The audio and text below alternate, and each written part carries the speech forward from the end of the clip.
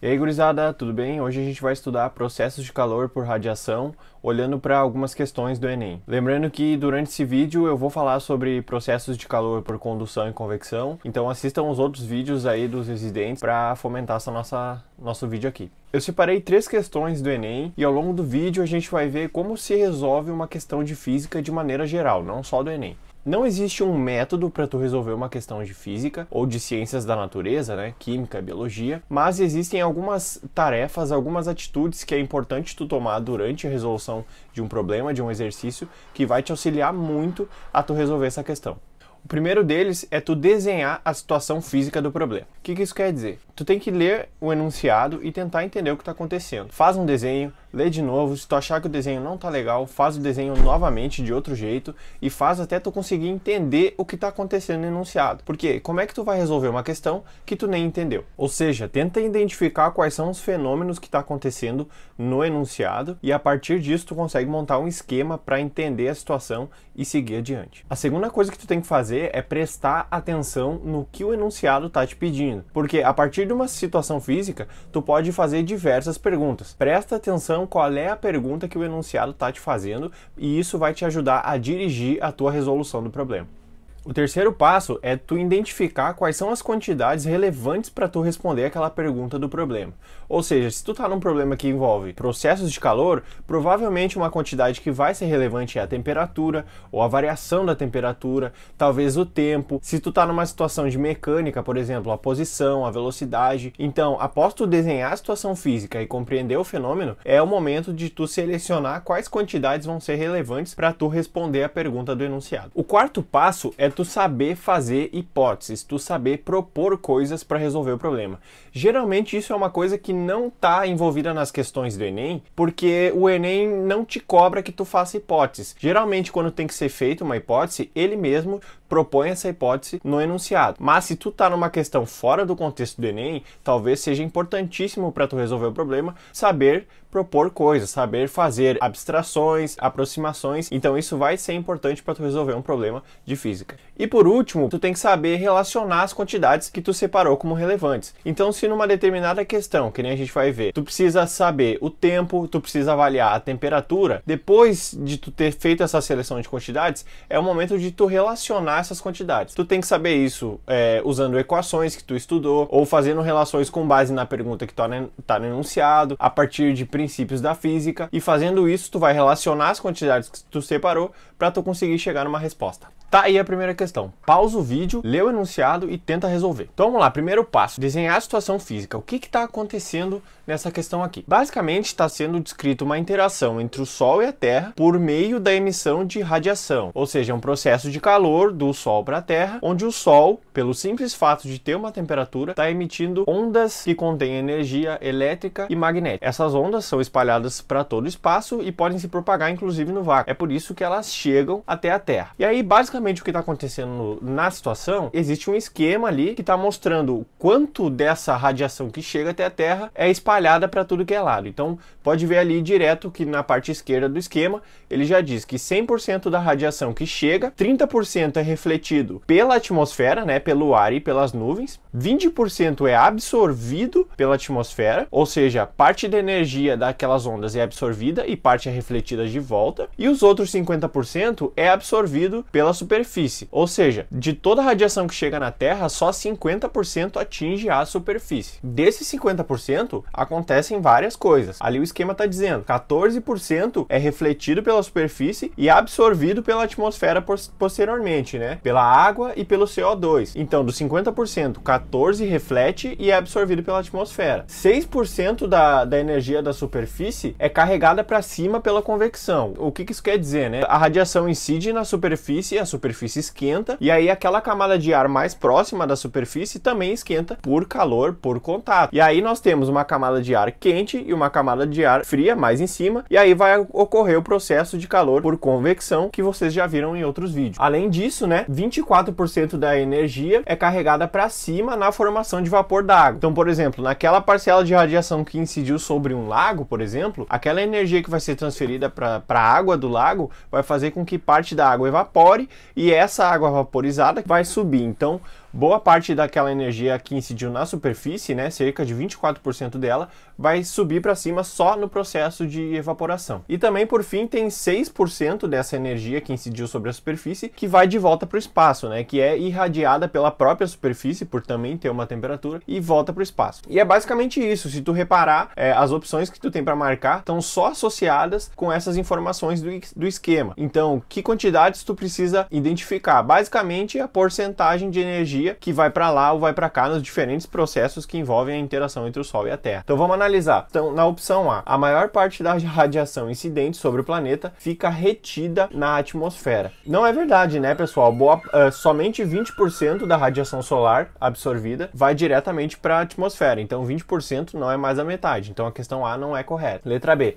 A quantidade de energia refletida pelo ar, pelas nuvens e pelo solo é superior à absorvida pela superfície. Então, olha lá. A absorvida pela superfície é 50%. A quantidade de energia refletida pelo ar e pelas nuvens é 30%. E pelo solo, o que é refletido é só 14% e 6%, né? Ou seja, num total de 20%. Então, 30% mais 20% dá 50%. Ou seja, não é maior do que o que é absorvido pela superfície. Letra C. A atmosfera absorve 70% da radiação solar incidente sobre a Terra. Não é verdade, né, pessoal? A atmosfera absorve somente 20% da radiação que incide sobre a Terra. Também questão errada. Letra D. Mais da metade da radiação solar que é absorvida diretamente pelo solo é devolvida para a atmosfera. Então vamos lá. Dos 50% que incide sobre a superfície, a gente já viu que 6% vai para a atmosfera por convecção, 14% vai ser absorvida pela atmosfera e 24% vai para a atmosfera só pela água que foi evaporada. Então sim, se a gente somar 14 mais 24 mais 6, já passou da metade dos 50%, que é 25%. Então, a princípio, a questão D é a correta por enquanto. Questão E.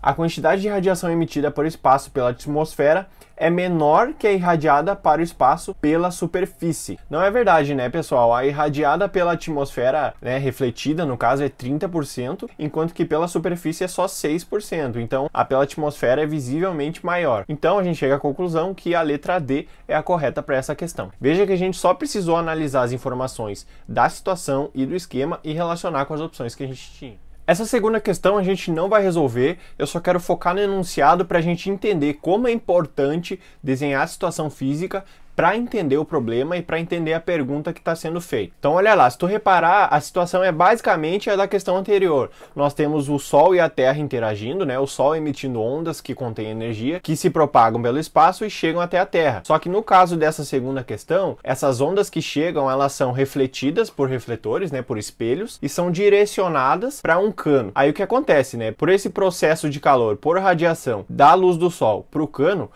esquenta, e aí isso vai fazer com que o óleo que está dentro do cano também esquente por contato, né? O cano esquenta e aí por contato o calor é transmitido para o óleo até ele atingir 400 graus. Num segundo momento, essa energia do óleo vai ser transmitida num processo de calor para uma caldeira com água. Veja que no enunciado não é explicitado se esse processo do óleo para a água é um processo de contato ou algum outro processo, mas a gente pode fazer uma hipótese, né? Que nem eu disse nas etapas lá, pode fazer a hipótese de que provavelmente vai ser um processo de calor por contato, né? Tu vai fazer o cano com óleo aquecido encostar na caldeira e isso vai fazer com que a caldeira esquente e, portanto, a água dentro da caldeira também esquente. Aí a água vai esquentar até ela evaporar, ou seja, até ela virar vapor, e aí esse vapor ele vai conseguir pressionar outras coisas, como por exemplo um pistão ou um outro mecanismo e conseguir fazer coisas pra gente. Ou seja, a gente conseguiu converter a energia que veio do Sol num processo de calor por radiação em trabalho, em coisa útil. Então a gente pode ver que nessa situação,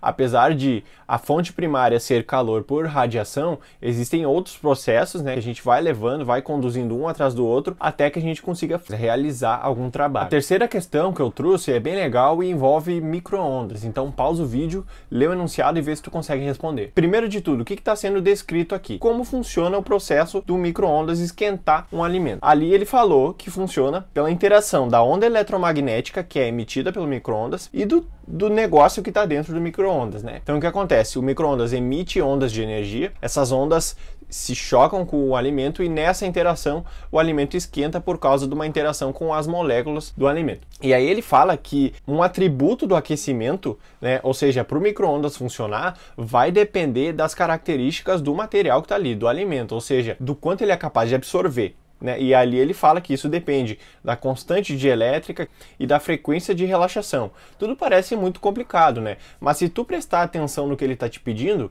ele não está te pedindo nada que envolva essas quantidades que parecem meio complicadas. Presta atenção, a questão te dá um gráfico que mostra como diferentes materiais mudaram a sua temperatura ao longo do tempo. E o que a questão quer é saber qual desses materiais teve a taxa média de aquecimento mais próxima de zero no período de 0 a 40 segundos. O que isso quer dizer? Taxa média de aquecimento. Quer dizer quanto esquentou. Ou seja, a gente quer saber se a variação da temperatura foi alta ou foi baixa. Em particular, a gente quer saber qual foi mais próxima de zero, ou seja, a mais baixa possível. Se a gente olhar para o gráfico, a gente vai ver que materiais como o propanol, que estava numa temperatura inicial de 30 graus, chegou aos 40 segundos na faixa de 80 graus por ali. Já o etanol também teve uma variação alta, sua temperatura inicial era basicamente 30 graus Celsius e ali na faixa dos 40 segundos já era maior do que 60 graus. O metanol também, né, tinha uma temperatura inicial de 20 graus e aos 40 segundos ele já tinha uma temperatura de 60 graus por aí, 60 graus Celsius. A água, que tinha uma temperatura inicial um pouquinho mais próxima de 20 graus, aos 40 segundos ela já tinha sido aquecida mais ou menos até os 40 graus. E por fim nós temos ali o N-hexano, né, que tinha uma temperatura inicial pouco perto dos 30 graus e após passar 40 segundos, ele também tem uma temperatura próxima dos 40 graus. Então se a gente analisar, o material que menos teve variação de temperatura foi o N-hexano, né? Sua temperatura quase não variou. Ou seja, a taxa média de aquecimento, quanto variou a temperatura num intervalo de tempo, mais próxima de zero foi o N-hexano. Ele mal sequer variou sua temperatura ao longo de todo o processo, quem dirá entre 0 e 40 segundos. Então veja, tudo que ele falou no enunciado da situação física, no fim não foi relevante para a pergunta que ele estava fazendo. A pergunta que ele estava fazendo basicamente nos remetia ao gráfico, então era preciso muito mais analisar o gráfico do que se assustar com aquelas palavras ali, né? Constante dielétrica e frequência de relaxação do material.